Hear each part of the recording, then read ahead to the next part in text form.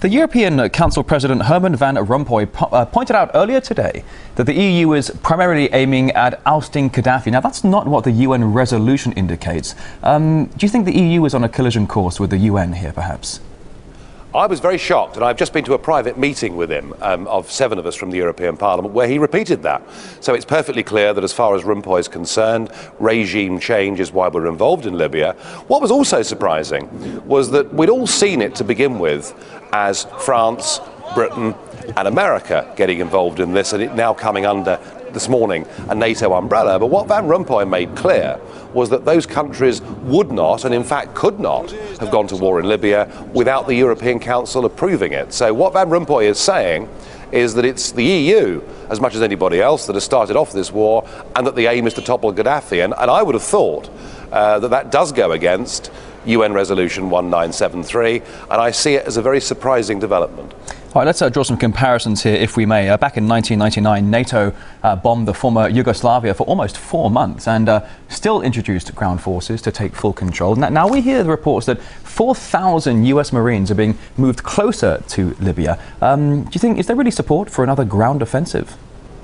I don't believe there's any support for another ground offensive, and certainly if I talk about British public opinion, we've been told by the Armed Forces Minister, Nick Harvey, in response to a question, what is the length of our commitment? He replied, how long is a piece of string? Well, goodness me, we've had British troops on the ground in Afghanistan now for over 10 years. I don't think there's any appetite for us getting involved in foreign wars where we cannot directly see our own national interests being threatened, and where, frankly, if we go in to support the rebels, we don't even know who they are or what they stand for or what they want. I don't think anybody has thought this through, not just in the context of Libya and ground forces, but hey, what about the Yemen? What about Syria? What about Bahrain? What about Saudi Arabia? I mean, is there really? Do Sarkozy or Van Rompuy or Cameron, have they thought about a strategy for North Africa and the Middle East? But when you talk about Yemen and Bahrain, for example, we're seeing protests, anti-government protests, people fighting for the same cause as what we've seen in Libya. Why is it then that Western powers have gotten involved in Libya and not in places like Bahrain and Yemen? Well, look, I mean, you're asking me the question.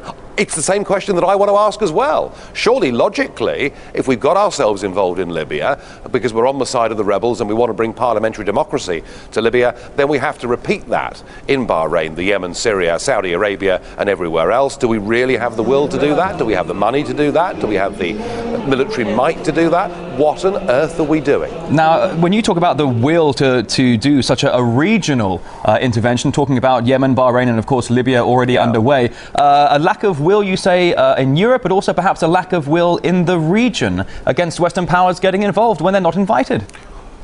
Well, I would have thought that's true as well, and it may well be that the people defending Benghazi against Gaddafi are at the moment very grateful for the help they've had over the course of the last week. But if we run this on any longer, we may well find ourselves with ground troops in a country where we actually alienate both sides of the conflict. So I am very, very nervous and very sceptical. I don't like what's happening in Libya, but here we are, throwing in our aircraft, possibly about to throw in our troops, against a man who just 4 months ago, Mr. Van Rompuy, was hugging in public. Now, why do you think Mr. Van Rompuy would be hugging him in public? Are we thinking there are some sort of behind closed doors energy dealings going on there, mutually beneficial agreements? Well, quite possibly. I mean, don't forget it was Tony Blair who did bring Gaddafi in from the cold.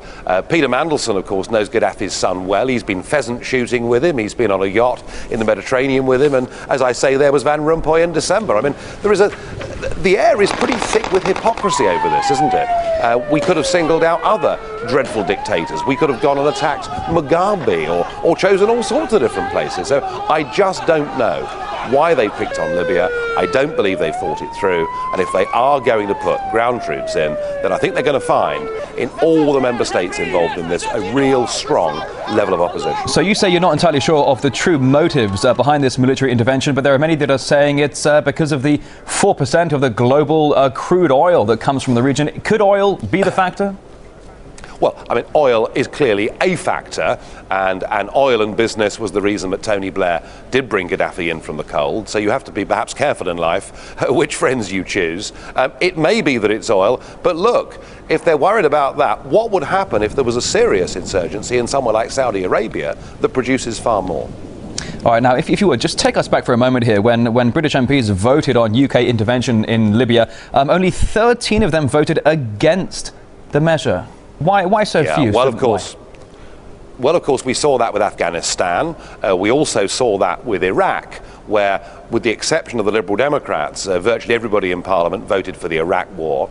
And it seems that what we have in Parliament now are a political class. They all go to the same schools, they go to the same universities, they get the same jobs in research offices, they spend their careers in politics, having never had jobs in the real world, and they operate, speak and vote like sheep. We don't have enough independent thinkers sitting in the House of Commons prepared to make counter-arguments.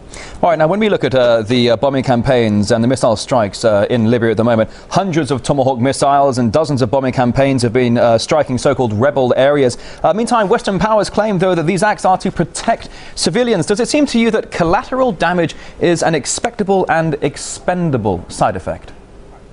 Well, I don't think it matters, how good your missiles are, how up-to-date your kit is. There is no doubt that if you're involved in military intervention, unfortunately, however much you try and pick the targets and select the targets, there is bound to be a number of civilians that get killed in these things. I mean, I think that is just a fact of modern war of this nature.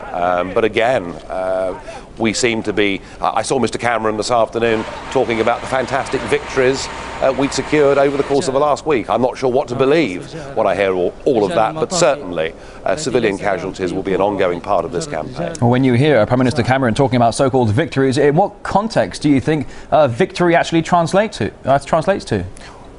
Well, they seem to be measuring success in the number of tanks and armoured personnel carriers and fighter jets that they've destroyed from the air and with missiles. They seem to be saying, look, we've smashed up loads of their kit, they haven't got much of an air force left, we've killed lots of their people, and therefore, aren't we doing well? And doesn't this justify the action that we took just over a week ago? And I'm just not sure the public are ready to buy that. All right, now let's turn our focus now to that of Brussels. The past 2 days of severe protests there as the EU summit has been discussing a possible bailout of Portugal and more austerity cuts in social services there. Do you think with severe austerity cuts taking place around Europe, it's likely to possibly overshadow military involvement in Libya, or, on the contrary, make the public more sensitive to the huge spendings on the Libyan campaign? Yeah, I think when people see cuts in frontline services for whatever reasons, when people see their retirement ages going up, when people see the taxes, both direct and indirect, that they're paying going up, they have a right to question, what on earth are we doing getting involved in an open-ended commitment in terms of war with Libya that could cost us goodness knows what else? I do think the two are very closely interlinked, and I also feel that there are lots of countries this morning, and certainly in Britain, people woke up this morning and they looked at the television and bought their newspapers and saw that as Portugal is about to topple over as the next Eurozone country requiring a bailout, that is actually going to cost each British taxpayer about £400, and that actually the biggest effect on our pockets this week wasn't the Chancellor's budget, but it was the fact that the Portuguese government fell and they're about to be bailed out. So I think people have every reason to be pretty angry that they see their own costs at home going up, their services being cut, and money being thrown overseas in all sorts of projects that they wouldn't necessarily support. Now, I'd seen those reports earlier that British families will be cashing out about £400 for the broad-scale bailout of Portugal.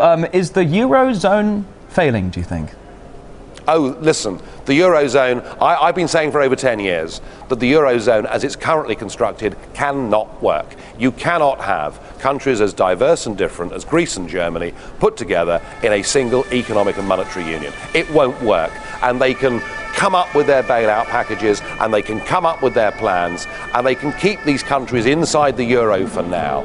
But in the end, all they're doing is building a far bigger and a far worse bust when it comes. And I am utterly convinced that Greece and Ireland and now Portugal and possibly even Spain are now being trapped inside an economic prison where their democratic voice in terms of general elections can't be heard, where we're going to see increasing violence on the streets, and at some point in time they've got to come out of the euro, re-establish their own currencies, devalue and reschedule their debt. Otherwise, they are simply not going to survive.